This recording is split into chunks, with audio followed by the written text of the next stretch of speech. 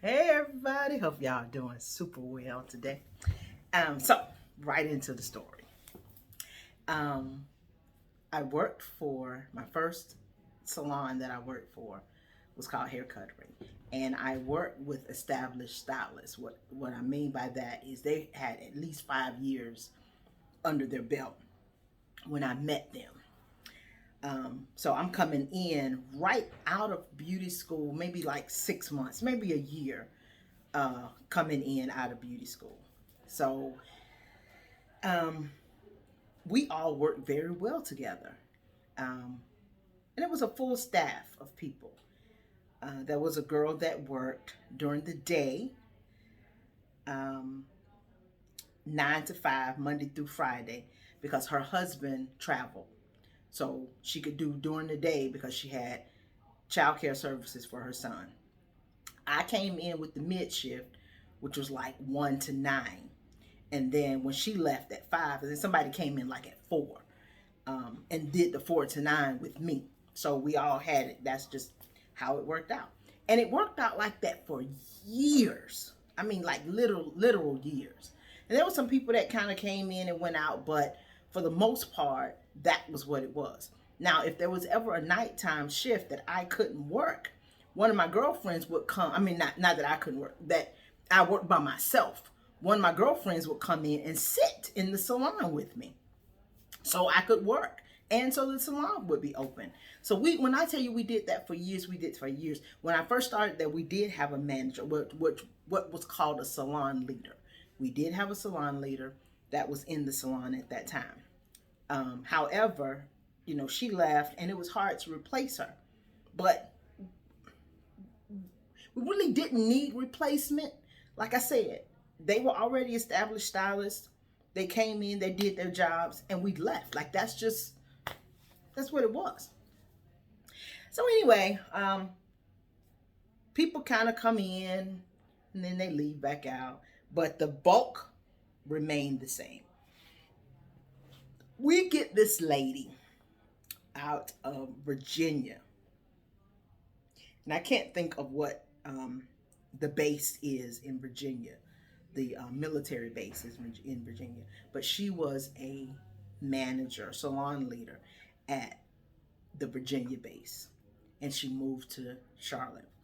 And so, she was just trying to get another position as a salon leader in another salon.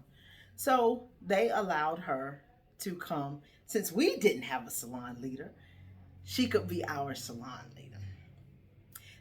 Um, Military base. That means she did a lot of cutting. And don't get it twisted, hair cuttery. We all did a lot of cutting.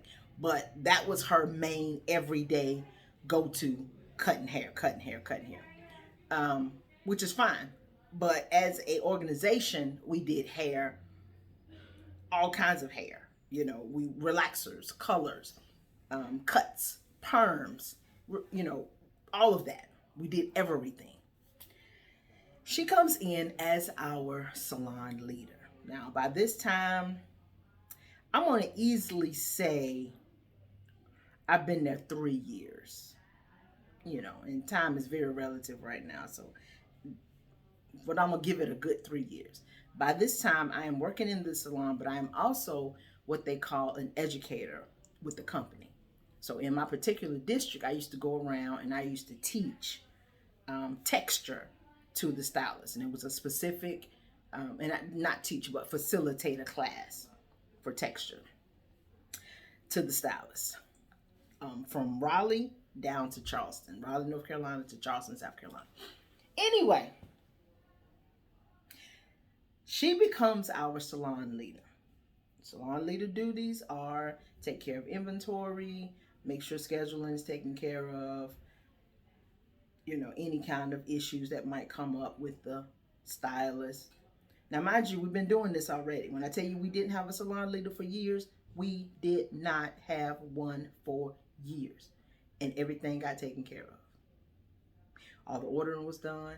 The salon never burned down. The clients were happy. They returned.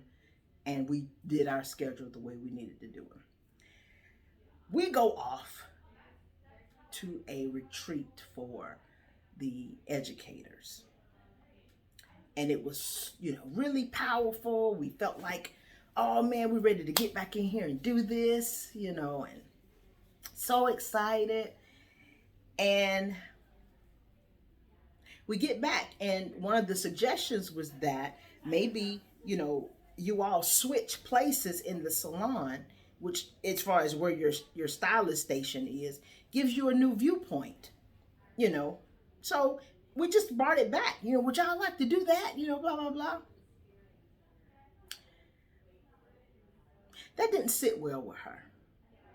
She didn't like the fact that we came back with recommendations for making her salon better.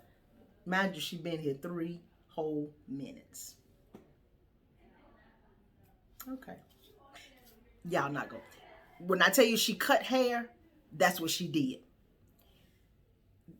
I got to tell this story. Why? Because it's funny. This is just a little footnote part of the story. She did a roller set. First roller set I ever saw her do. She used purple rollers. Y'all don't know what I'm talking about. Hold on.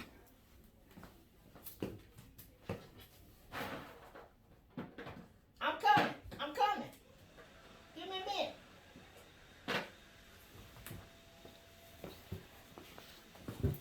Purple rollers. Y'all see how big this roller is? Y'all see how big that is? So in beauty school, what they taught us is that the size of the roller is how much space you need for your parting. Because then the roller can sit on the head the way that it needs to sit on the head. Yeah, she did this roller set. When I tell you, these rollers were sitting so on top of each other, she could barely get that woman under the dryer with all them rollers. That was the minute I knew you didn't know what you was doing. The minute. She didn't like the fact that we came back with suggestions for her salon. So she calls her salon leader and then my education leader. And we have to sit down and have a conversation.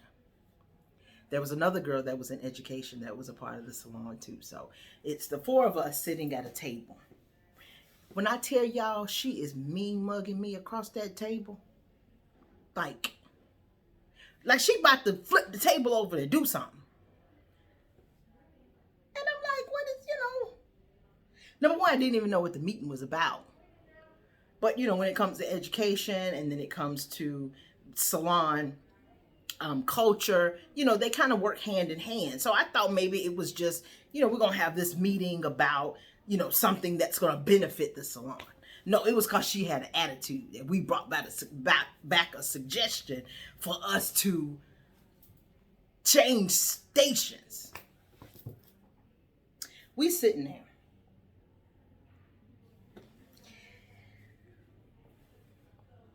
I don't like the smoke. I try my best to avoid the smoke at all costs. If the smoke is over here to the right, you just going to the left. I'm straight. I ain't got nothing to do. But now, if the smoke is following me, we're going to figure out a way to stop the smoke from following me. So I'm not backing up from no smoke. You mean mugging me, I'm going to mean mug you. And I'm giving her these looks like, what? What? Of course, she kind of tones that down a little bit. I just didn't like that they came with these suggestions. They could have talked to me about it first. Now, granted, that is very true. We could have definitely went and talked to her. But when I tell you, we were already a well-oiled machine. We didn't go through anybody to have conversation with the people that we worked with for years. So it was just a suggestion. What do y'all think about this? And then she comes with all this attitude. It's funny because I just told another story that says, I don't think she lasted after that meeting. I don't remember what happened to her after that meeting. She got the whole boot. But we went back to the salon after, because we were at the little shop next door having the meeting, bagel place or something. And we go back. And then she tried to act like hadn't nothing happened. Ma'am, you can kiss the whole crack of my booty. You want to sit here and mean mug me in front of these folks? But then when we get over here, you acting like everything is all right. I can show you the all right.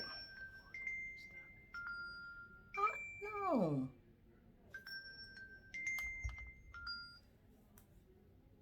I can show you that everything is going to be all right. I don't think we had too much conversation after that. I don't even remember her name. She did a really good job at cutting hair, but she was not a good salon leader. She did not do anything other than haircuts. And the fact that they hired her, I think, was just a slap in the face to say, you know, y'all really can't do this. And we really need somebody. We always did this. Shout out to all them people that worked with me for that long period of time. And we didn't have no salon leader. We were the salon. Now, what? Shout out to my girlfriend that came and sat with me so I could work. When you didn't have nobody hired. Kept that salon going for all that. I just got hot. Anyway, that's my little story, y'all. Don't be trying to tell people, if you get in position, if you are promoted to a role, here go my little take back. If you are promoted to a role, you get into a position where you're over somebody, and you're coming in, new man out, and you just walk in, get to know the people that you're working with. Because 9 times out of 10, if they've already been doing this for years, you know the little old lady that's sitting in the back that's been baking the biscuits at Bojangles for 15 years, she done seen a lot of stuff. She can probably give you real good advice on who gonna do what for what. Like Sophia says, who does what for cigarettes? That's the Golden Girls reference, just in case y'all don't know. But, you know, get to know people. You a new pastor of a church. Don't go in changing stuff. Go in and get to know what already works. Who's already doing the job with no problem. Don't just come in trying to change stuff and have attitudes with people because you got the title. Because what we have come to learn in this very short period of time of the World Wide Web is that the title means nothing. Because it's always somebody who's pushing forward the person that has the title. So, anyway, that's all I got for today. Hope y'all doing well. Have a good one.